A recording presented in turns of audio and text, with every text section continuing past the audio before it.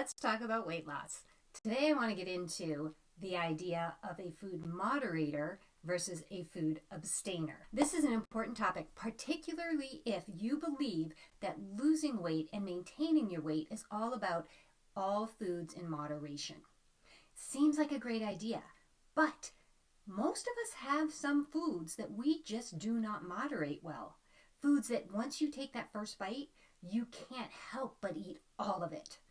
For example, I cannot moderate my intake of fun chocolates.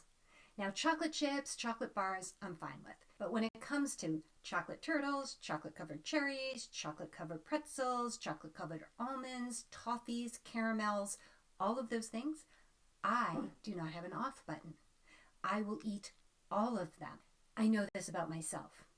I know that I don't want chocolate candies in my house on a regular basis. This is something that just came up because we just came through Thanksgiving and we're heading into Christmas. This is candy season. I know these candies are tough for me.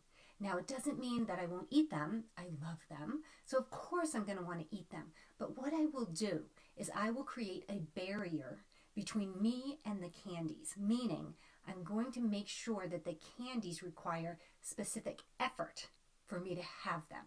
In other words, they won't be in my house. But if I want a chocolate turtle, I will go to the store and I will buy it and I will enjoy it. The beauty of this barrier is that it gives you the gift of time and awareness. So the time it is going to take me to go and get that chocolate turtle, I will be able to consider my choice. Do I really want the chocolate turtle, or was it just a passing whim or craving? Very likely there are times when I am going to want that chocolate turtle and I am going to go to the store and I'm going to buy it and I'm going to eat it.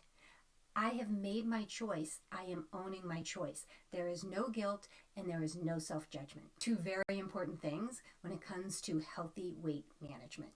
In my case, when it comes to fun chocolates, I am actually an abstainer. As long as I don't take the first bite, I don't miss the candy. I don't crave the candy. Once I take that first bite, then I want it all. Now I want you to think about yourself in terms of being a food moderator or a food abstainer. Are there foods that you know you don't have an off button for?